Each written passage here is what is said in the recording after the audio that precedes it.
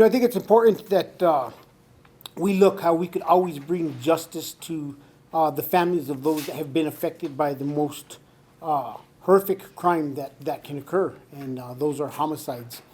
When I took over as chief of police, we worked to increase our clearance rate. We had been in the 50s in clearance rates for several years, and when you're looking at 70, 80, 90 homicides, that quickly starts to become hundreds and hundreds of victims, families who haven't gotten answers for how their loved one may have passed or who is responsible. And we found that investigations, not only did we have to increase the level of training for our detectives, which led to the Detective Academy, which I've credited as one of the key parts of how we are now clearing homicides, but we also had to look at the fact that all these cases were out within the different parts of the department. We had cases with detectives that were sitting in the academy. We had cases with detectives in IA. And we had started to use some civilians, especially those that were working on the big case, 118th Street, the West Mesa murders. And we saw that they brought value and that they could look at some of these cases. And sometimes we needed to look outside the box and realize we didn't have enough sworn resources. But we also had to bring all our cases back to one place. So I tasked then Commander Vega to bring back all the homicide cases to homicide and to organize them, and we're in the process, and we've been working to get detectives to just close out the cases where they're at and get them back to us, basically. And we had a couple of retired detectives who was helping homicide with current cases with mundane tasks that didn't need a sworn officer. But sometimes you recognize those retired detectives actually helped solve cases because when they looked at them, they realized there were certain things that could occur. Then they'd go back to a regular detective and they'd write the warrant which was needed by a sworn officer. So I had the idea that I was going to task George with building a team of civilians that were going to look at all of our homicide cases and bring some back and close them. And I'm happy to say that in the last year of us doing this, cases that were orphaned or closed, so to speak, not being actively investigated, we've cleared 11. 11 by arrest. 11 cases by arrest. And that's 11 more family members that have gotten justice. And if you look, it increased our clearance rate by approximately 10% by being able to clear out these cases. So I think that there's a lot of work still to be done, but I think it's setting a process up going forward where we don't have such a backlog or such a abundance of cases that aren't actively being looked at. Because I know this much, we had cases with internal affairs and force and internal affairs, professional standards and force. Those units are working nonstop to keep up with their regular new caseload within internal affairs, and it sometimes was years before they got back to a homicide case. So I think that we've really found a formula going forward for justice for these families, and at the same time, we're rerunning these cases with today's technology for evidence such as DNA, new run of fingerprints, a lot of different things that are occurring. So that's kind of just a high level of where we are at with these orphan cases and how we are working to get these cases resolved, and we'll continue to move forward on these. So with that, I'm going to turn it over to Acting Deputy Chief Vega, and I think we have a slideshow, and we'll talk a little bit more in depth about these cases. Thank you. Thank you, Chief. Good morning, everyone. My name's George Vega. I'm the Acting Deputy Chief for the Investigative Bureau here with the Albuquerque Police Department. The first thing I want to highlight, I know we've discussed this several times, is that we have 16 homicide detectives now in the Homicide Unit.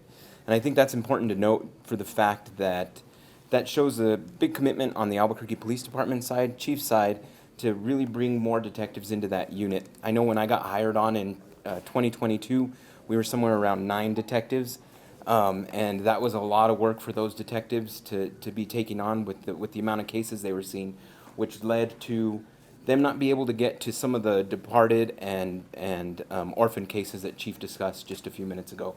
So I really wanted to start off with that.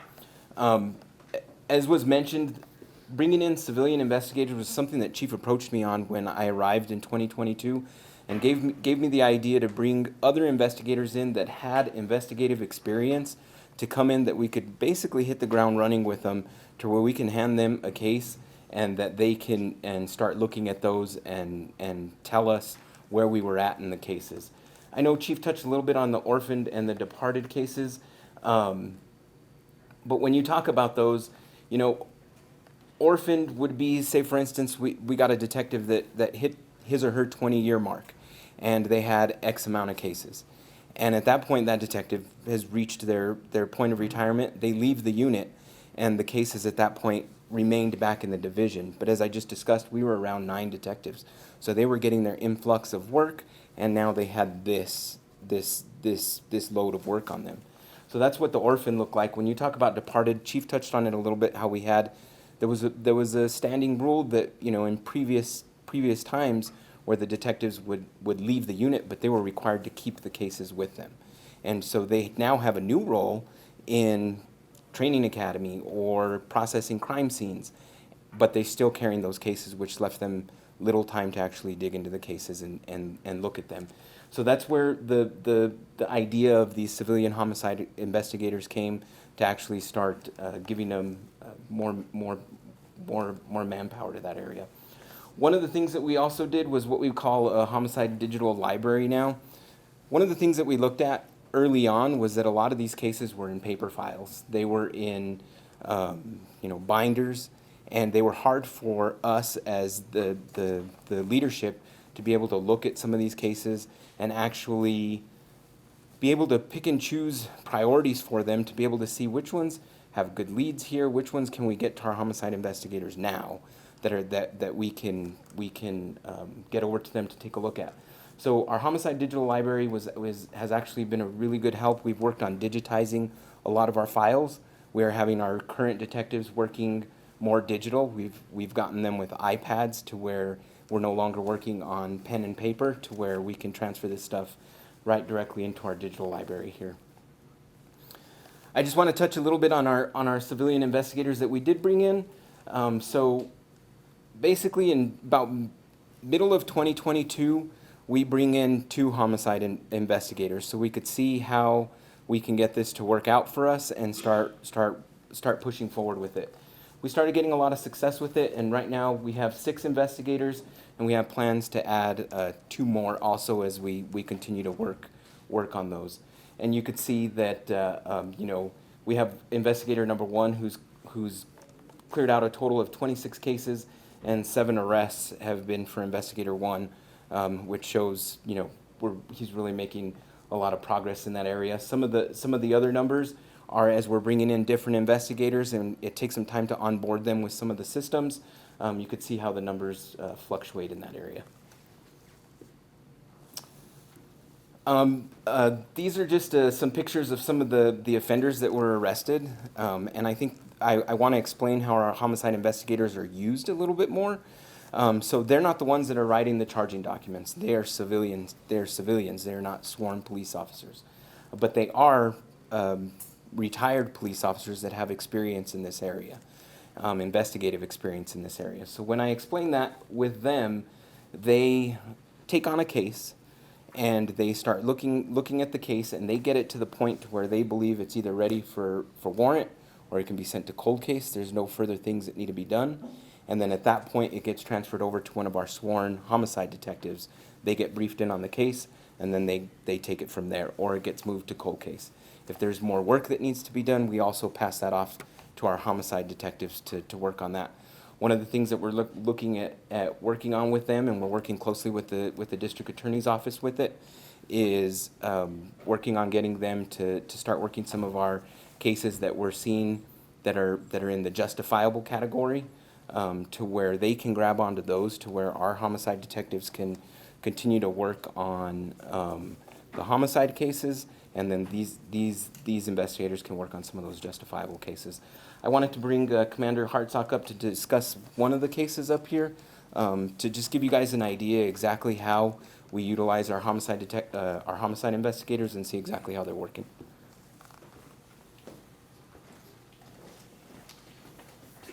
My name is Kyle Harsock. I'm the commander in the Criminal Investigations Division, which has homicide and the cold case unit. The particular case we're going to talk about, the victim's name was Peggy Myers, and her alleged killer was this gentleman right here in the neck brace. This was a very interesting case when we came in and started looking at it with this team, in that Peggy Myers' body was actually discovered in Santa Fe County, just really on the other side of the Sandia Mountains. And it took the Santa Fe Sheriff's Office several months to even identify her remains. Once they did and did some more background investigation into it, they realized she lived in Albuquerque, and some preliminary details led them to believe the crime likely happened in Albuquerque. Our homicide unit was contacted. This was really a delayed investigation from the get-go, but only a few months into it, the primary detective left the department. When we started to look at this case, we realized we have evidence in Santa Fe, in the Sheriff's Department. We might have some here. There was a partial federal investigation that was going on. Was there DNA testing done or not? We just didn't know. So one of our investigators really was tasked with, you need to get this entire thing put together. By the time he did his complete review, worked with other law enforcement agencies, physically transported the evidence, did all these things that otherwise just never would have gotten done, we were able to package that case up nice and neat, give it to one of our newer homicide detectives at the time, who was able to write charging affidavits, actually fly out of state to Kansas where the offender was now living, and effect an arrest for the murder of his then wife that occurred back in Albuquerque. That's the kind of work we're putting to all these cases, and that we're telling the families that your cases are never closed. They're always open, and we will continue to throw any resources we can at it. And it's not detective dependent, it's department and unit dependent. So that was one of our really big first successes in reviewing these old cases, and we're excited to keep that going.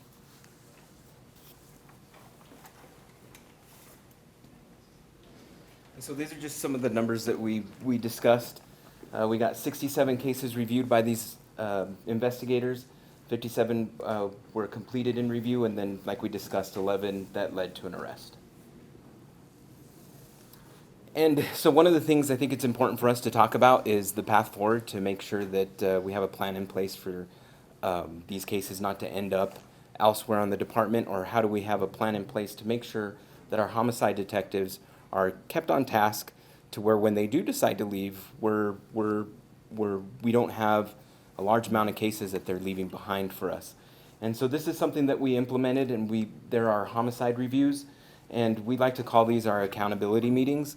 And these are where the homicide primary investigator comes together, the crime scene team that was out comes together, we have our digital intelligence team that I know we've spoken about before, we have our victim services team, and this meeting is led by a high-level supervisor within the division. Most of the time it'll be a deputy commander. When we started this program, Commander Hartsock was a deputy commander for me in the homicide unit, and he led a lot of our accountability meetings. And that's continued on. So 2 days after the homicide, everybody that was on scene comes back together and discusses evidence and where we're going. What evidence needs to be processed. The victim's family information is passed off to our victim advocate, so we can start providing resources to that family immediately. All the digital evidence is passed off to our digital intelligence team, and they start working on our digital evidence and also our apprehension teams in the room, so we make sure that everybody's on the same page. And then after the 2-day, if there's not arrest within 60 days, they're required to come back in and speak to the same deputy commander. They're required to have a supplemental of what they've done, so we can get an update from where we came from 2 days after the homicide to where we are at 60 days from the homicide. After we complete the 60-day review, a lot of the times we're able to get to warrant, or we're able to give them more tasks and things we need to see. So we do a 6-month review with them to make sure that the case has been worked within that time frame and hasn't been left unchecked. So those are some of the accountability measures that we have in place currently. That's it. And with that, if you have any questions. Es muy importante que nosotros podemos hacer todo que podemos hallar qué pasó a alguien que alguien mató. Hay muchas familias que están esperando que al oír algo de la policía y ojalá que nosotros podemos decirles qué está pasando y qué pasó con la persona, la familia. And I think it's important that we make sure that we get answers to loved ones, and there's a lot of loved ones waiting to be told what happened, and we will continue to work diligently. You know, and a lot of what you heard up here was not only like a new method of us doing stuff, but a lot of it leads to accountability and the fact that we now have very accountable systems within homicide. It's not the end. Homicide is actually a start of accountability. We can't roll it out throughout the entire department all at one time. But this same model of what's occurring in homicide is the model that we would like to create for all of the Albuquerque Police Department. And that's one of the reasons why Commander Vega is now Acting Deputy Chief Vega, because what we've accomplished in homicide, we want to duplicate throughout all of investigations and ensure that we have one standard practice how we do things, and that we have very high accountability from detectives for their work, and that there's follow through, and that leadership has a system in place. 266 months. That's a process of pushing individuals to get a case over the finish line. And I think that's one of the things that we've lacked over the years with the Albuquerque Police Department. So with that, we'll take questions related to this. Yes, ma'am. In the past, when we've talked about cases like this, you've kind of hinted at that sometimes they were due to personnel problems, like a detective maybe procrastinating or other. Is that true, would you say? Would you? Yeah, I think that, comment on that? I think that's absolutely correct, that our people didn't have a sense of urgency. And this goes back to when Raul was DA and how some of our cases rolled out. And I was a deputy chief at the time, and I took an earful from the DA's office, and I wasn't in charge of investigations, and that's why Commander Vega and I, when he took over investigations, really spoke about accountability. Commander Vega worked for me in investigations in 2010 and 11, and we had a lot of progress with auto theft investigations. I was Lieutenant of Property Crime Assistant Sergeant.